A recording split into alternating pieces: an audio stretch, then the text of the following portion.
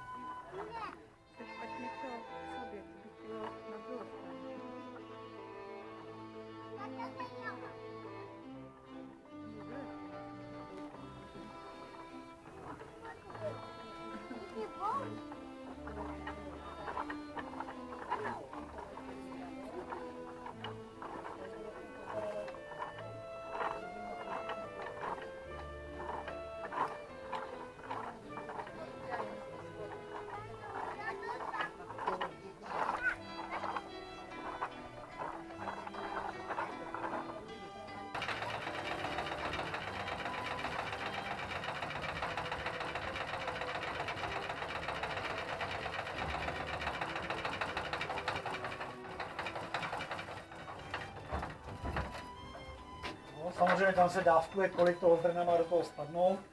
Tady na tom roštu vlastně vidíte, to světlý, to je vyloupaná pohanka, to tmavý je buď nevyloupaná, nebo ta slupka z té vyloupaný. A principem je, není to samý na mouku, ale oddělit tu slupku vlastně od toho jádra. No, takže to oddělený jádro potom vlastně vypadá takhle. Jo. Tohle je čistý oddělený jádro. Jo. Tady vlastně spadává jak vyloupaný, tak nevyloupaný sem do toho. Procedí se to přes síto, ta vyloupaná je menší než ta nevyloupaná, propadne a nevyloupaná zůstává, jde zpátky do mlejna. Tady ty plevy se taky znova čistí, protože v nich zůstává ještě taková ta menší řezanka. Která praskne. A profukuje se to a vznikne vlastně zase takový ty menší kousky, které jdou zase sem, no a krmí se s tím dobytek, s těma plevama. A tak. Jinak ta pohanka pochází z Asie, někdy v 16. století sem byla dovezená. No a oni zjistili, že tady na té neúrodné půdě se jí daří a dobře roste. A má hlavně krátký vegetační období, nebo ten růst. A to je někdy od nějakého června a sklidějí to už někdy srpnu, září. Jo. Takže proto... To je ono na vrchu, tady jo, to, jako ta rostlinka. Tohle to, co vidíte, tohle. Je to? Aha. To je vlastně ta pohanka. Jo. Suší se to ve snopech a to semeno se pak z toho vyklepe. Jako z obilí nebo... Ano. Jo. Cepem vymátí. Oni to v podstatě vyklepou. Ono to odpadává samo, jo. To jsou vlastně takhle velký semena. No, ta slupka je poměrně veliká, takže...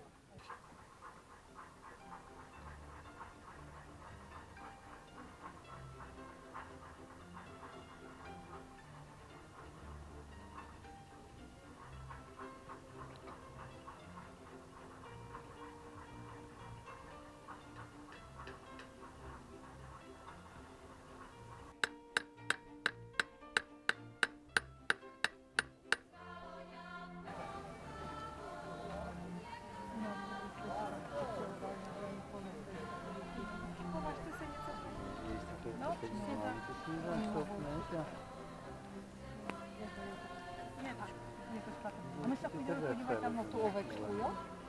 Jak stříhají ovečku dravka. Viděli? A pojďme podívat se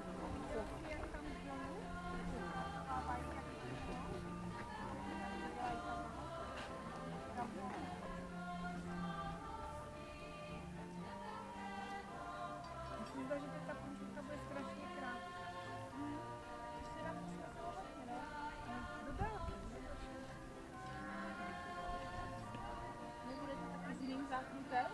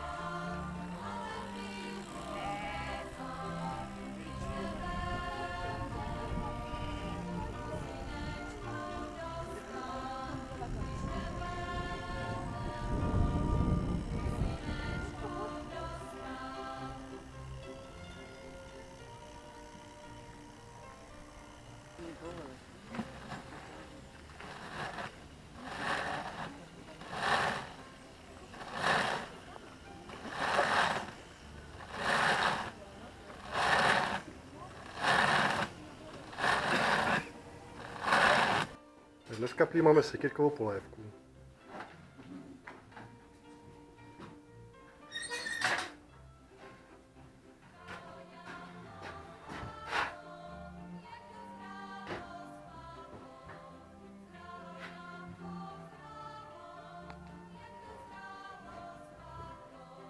Tak potom dobrou chuť, že přeji.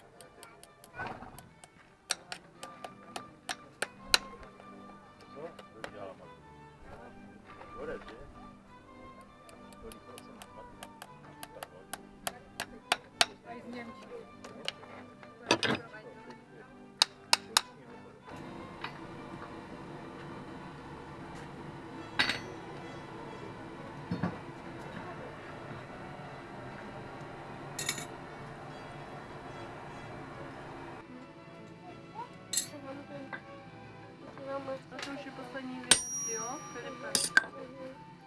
Denis, zkusíš ten úsměv na čtverček. Tady ten úsměv pěkný, musíš vybrovat, ten krás. Jo? Ne, jeden. Filip, jeden. Jeden, Filipek a jedno Denis, takže si vyberte, které chcete, ať tady pak netušuje. A Filip nech jeden.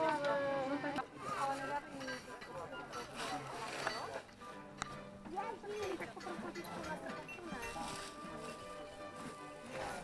Johanko, ale nedávej prstky, já nebudu to čekat, jo? No, přepni si.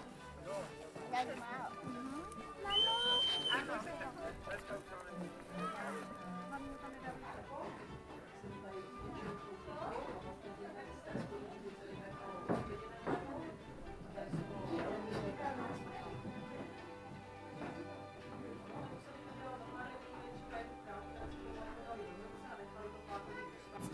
Protože fakt tak jako, když se podíváte do toho hrnce, tak ona jako nakloním hrnec a to se skoro nepohne, takže to je fakt jako hodně husté. Tak.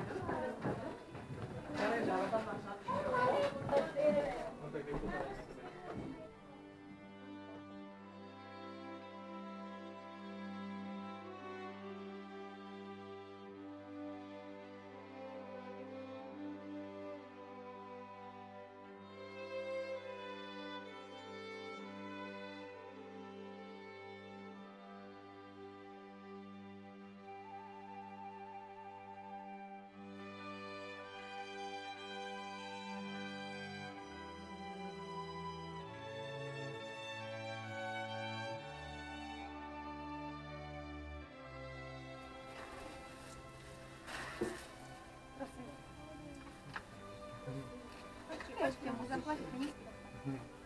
Něco dát jako?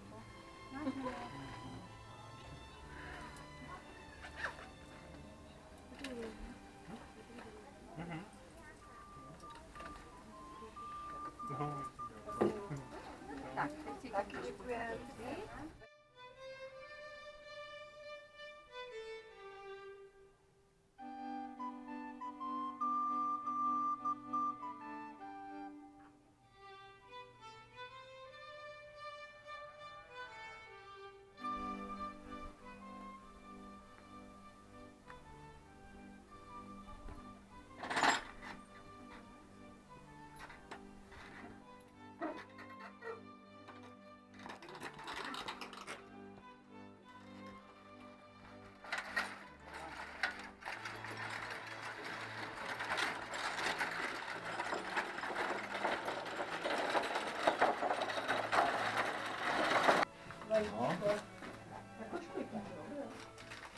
Je, to ještě teplé.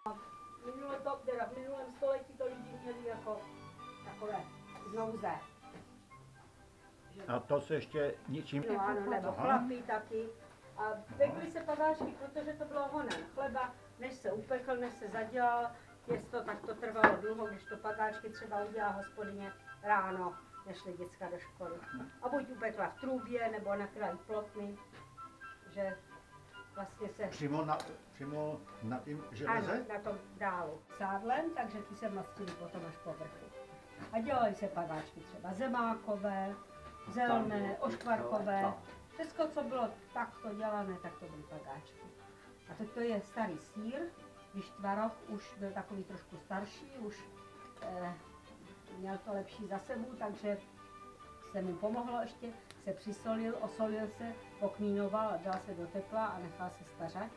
A že potom to bylo takové trochu jako tvarušky. Můžete okoštovat. A máme tady, děláme tvaroh, za vama se tuží tvaroh.